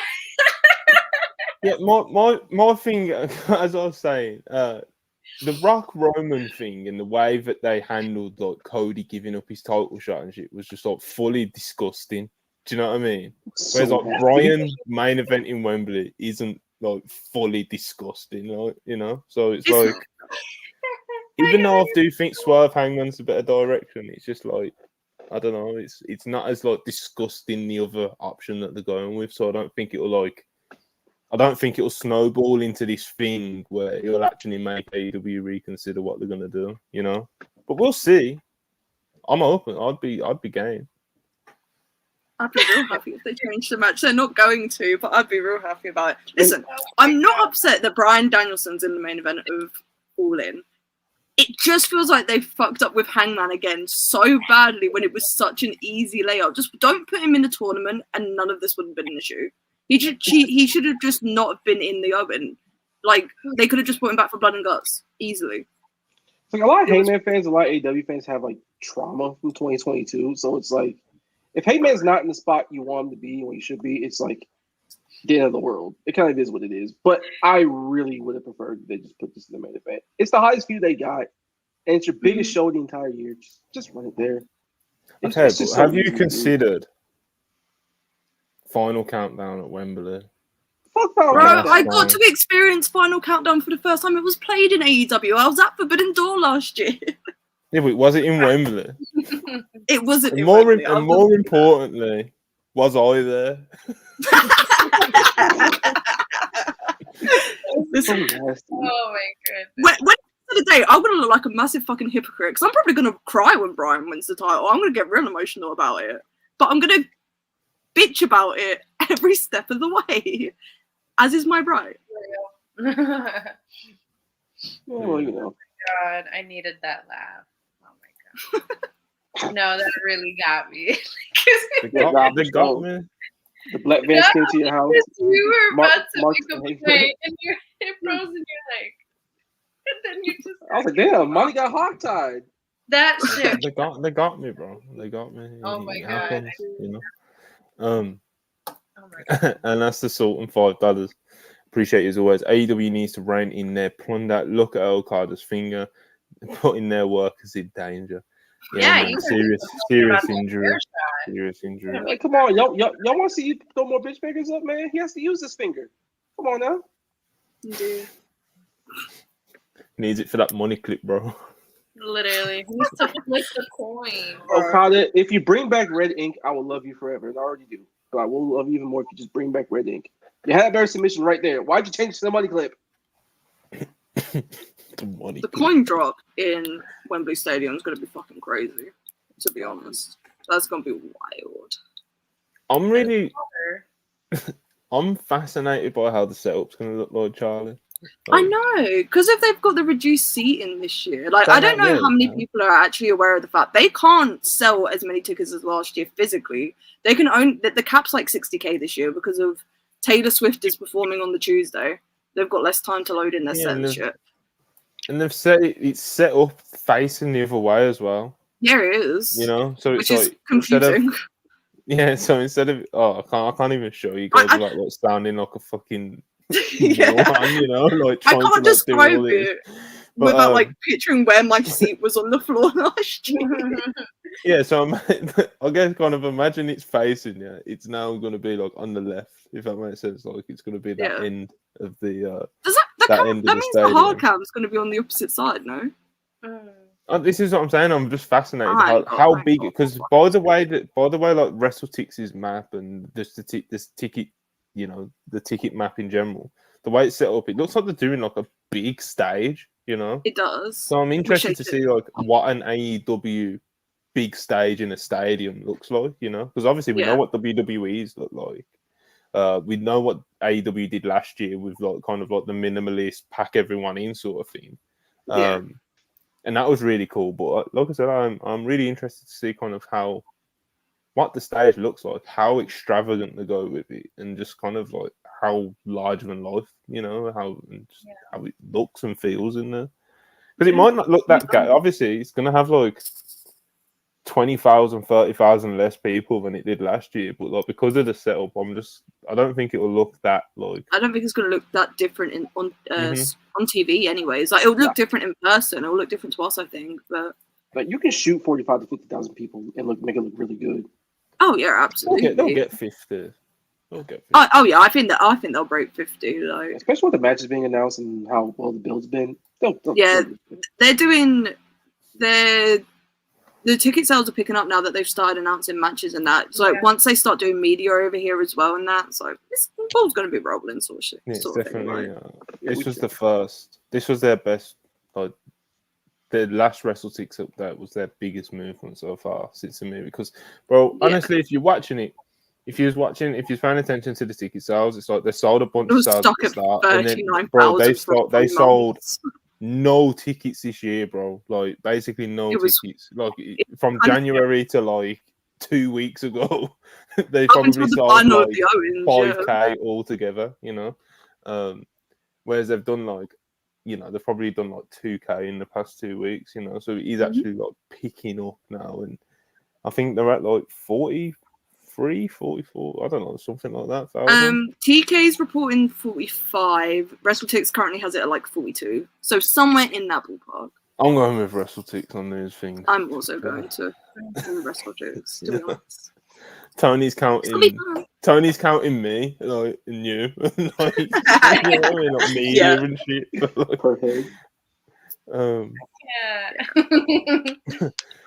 yeah, man. Today? I'm looking forward to it, I guess. Yes, of course you're throwing it in there. Nah, bro, you know what it is? It's London. Like, I gotta go to London. London, bro. Like, it's just... The Burby don't like London?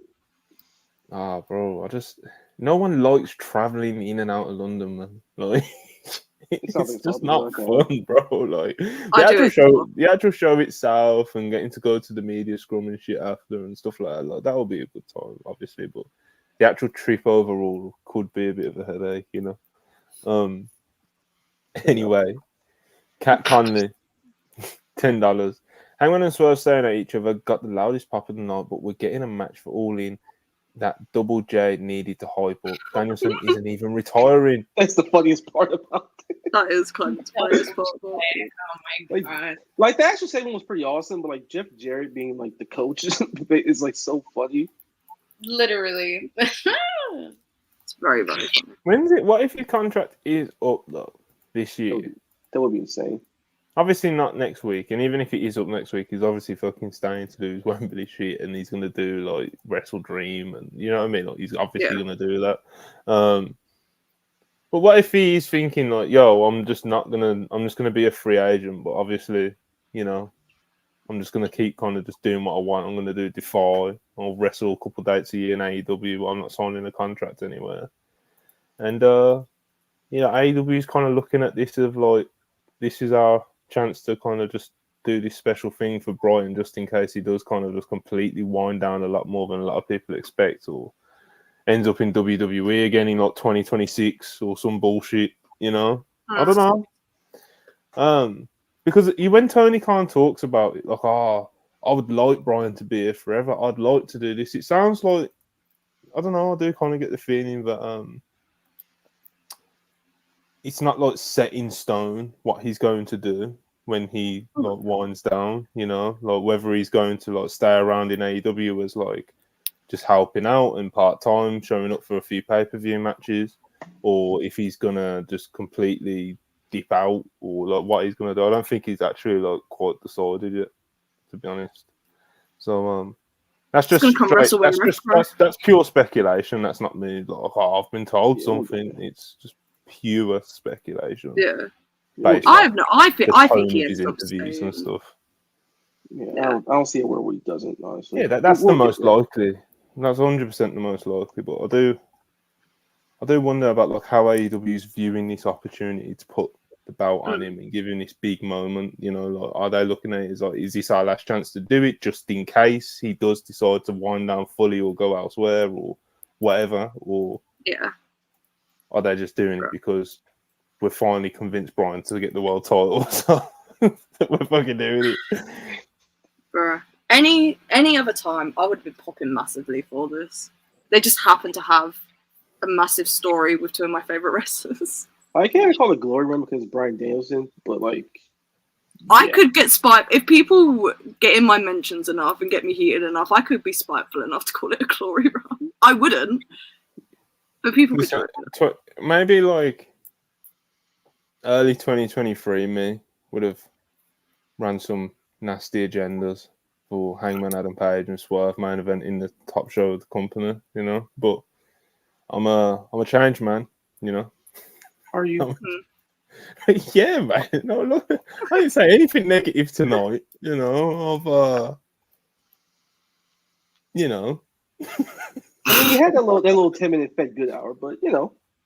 That wasn't even fake good, bro. It was breaking news. If it was like some bullshit, bullshit news, then I would have rather skipped it, bro. But did it happen on Dynamite last night? No, it didn't. Nah, fuck it. Well, anywho, uncompromised. I love it. I love it so much. You guys understand. Like, he's so happy. It's quite the freeze frame. He's having a great time. He's having the time of his life.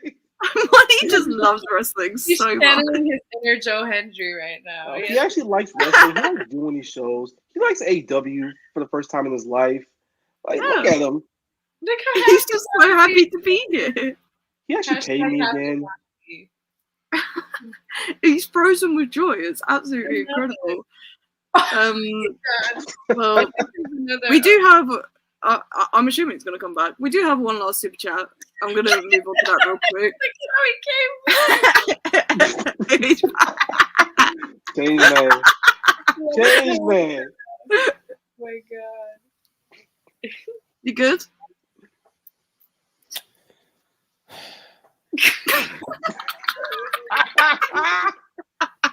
Just slept in the chair.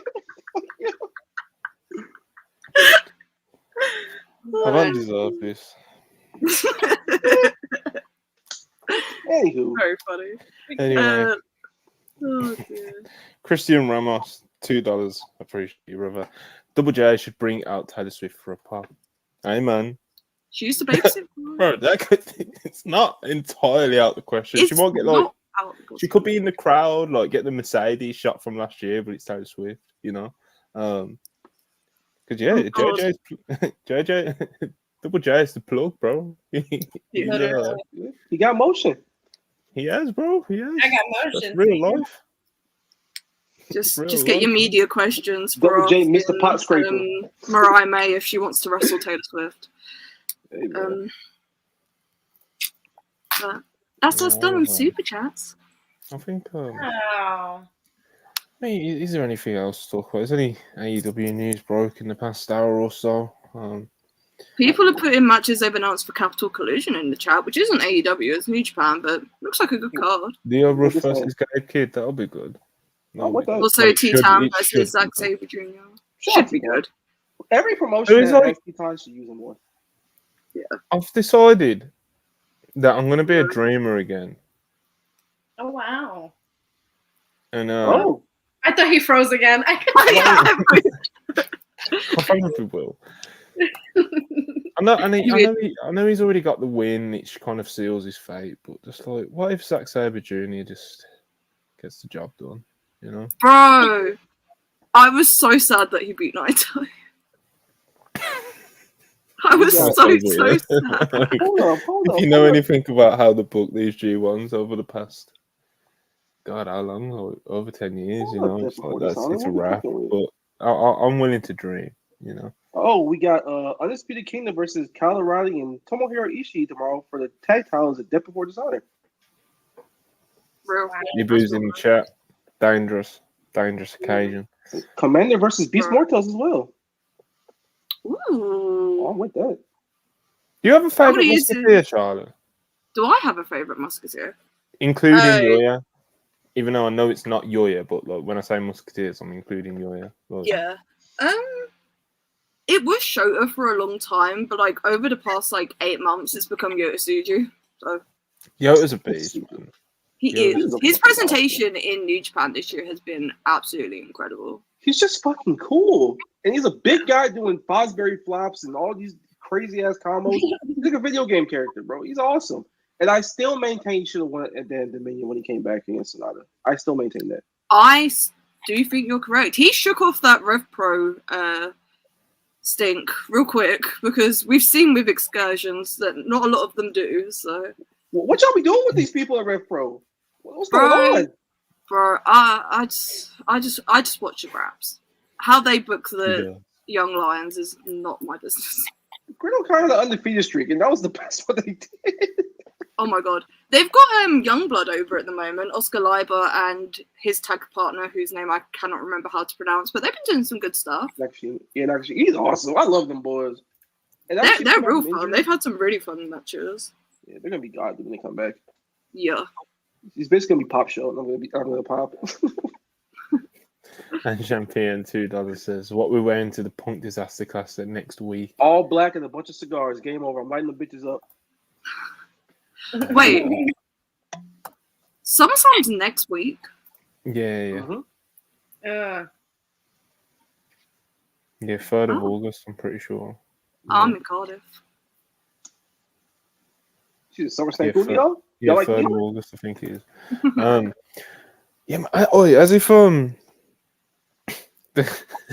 As if as Marcus was saying, they sent the black bands around to Drew McIntyre, bro. They got him to take down his art.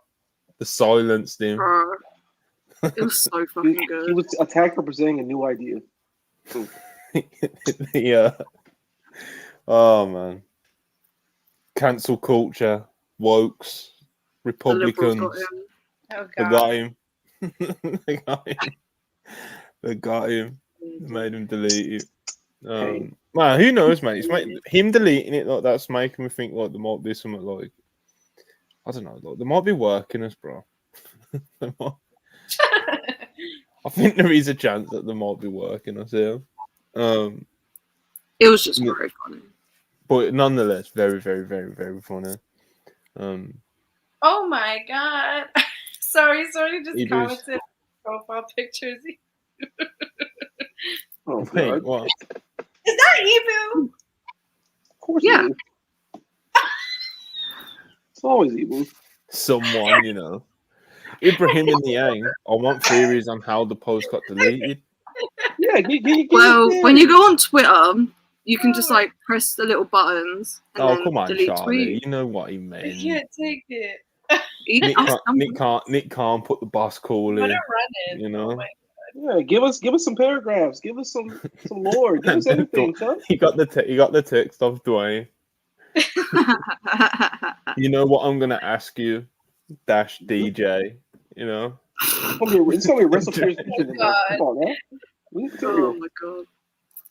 Oh man. Funny as fuck. I missed Dwayne. Running. Oh my god. Oh god. Do we have any plugs before we get out of here? Mark Briscoe will be defending his Ring of Honor World Championship tomorrow night against Roderick Strong on Death Before Dishonor. And I think it's always important to point out when Mark Briscoe is wrestling and defending some gold. Indeed.